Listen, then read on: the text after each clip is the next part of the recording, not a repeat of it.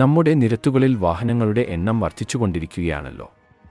അതുമൂലം ഉണ്ടാകുന്ന ട്രാഫിക് ബ്ലോക്കുകളും വളരെ വലുതാണ്.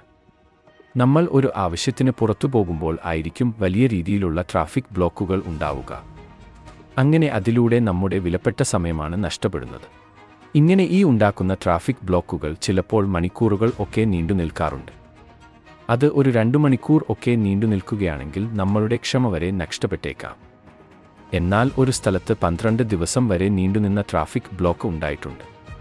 കേൾക്കുമ്പോൾ വിശ്വസിക്കാൻ ബുദ്ധിമുട്ടായിരിക്കും, പക്ഷേ സംഭവം സത്യമാണ്.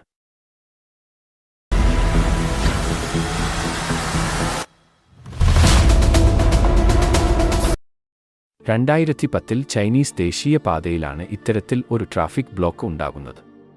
ഹെബെയി, ഇന്നർ മംഗോളിയ എന്നിവിടങ്ങളിലായിരുന്നു ഈ ബ്ലോക്ക്. ലക്ഷക്കണക്കിന് വാഹനങ്ങൾ ഇതിനുള്ളിൽ കുടുങ്ങിയിരുന്നു. ഏകദേശം 100 കിലോമീറ്ററോളം നീളത്തിലാണ് വാഹനങ്ങൾ ബ്ലോക്കിൽ പെട്ട് അനങ്ങാൻ കഴിയാതെ കിടന്നത്.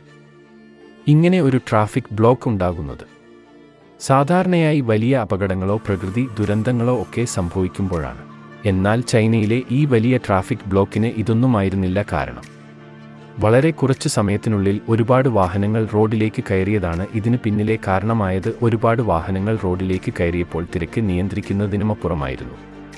ഇതിനിടയിലേക്ക് ബെയ്ജിങ്ങിലേക്ക് കൺസ്ട്രക്ഷൻ സാമഗ്രികൾ കയറ്റിപ്പോകുന്ന ട്രക്കുകൾ കൂടി ആയപ്പോൾ ഈ ബ്ലോക്കിന്റെ സ്ഥിതി വളരെ അധികം രൂക്ഷമാക്കി. പിന്നീട് ഈ വാഹനങ്ങൾക്ക് ചലിക്കാൻ കഴിഞ്ഞത് ഒരു ദിവസം 1 കിലോമീറ്റർ എന്ന വളരെ ചെറിയ തോതിലാണ്. വാഹനത്തിൽ കുടുങ്ങിക്കിടന്നവരുടെ അവസ്ഥ വളരെ ദയനീയമായിരുന്നു.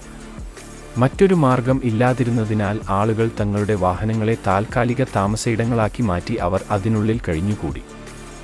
ഈ ട്രാഫിക് ബ്ലോക്ക് ഉണ്ടായപ്പോൾ അവിടെയുള്ള കച്ചവടക്കാർക്ക് അത് വളരെ വലിയൊരു നേട്ടമായിരുന്നു. കാരണം 12 ദിവസത്തോളം ആണ് വാഹനങ്ങൾ അവിടെ കുടുങ്ങിക്കിടന്നത്. അതിനാൽ അവർക്ക് കഴിക്കാനുള്ള ഭക്ഷണവും വെള്ളവും മറ്റു ആവശ്യ സാധനങ്ങളെല്ലാം അടുത്തുള്ള കടകളിൽ നിന്ന് അവർ വാങ്ങിയിരുന്നു. ഇത് കച്ചവടക്കാർക്ക് ഗുണമായി. 12 ദിവസങ്ങളായതോടെ അധികാരികളുടെ ഇടപെടലുകളും ഗതാഗത നിയന്ത്രണവും ശക്തമായി. ഒടുവിൽ ബ്ലോക്ക് മാറുകയും ചെയ്തു.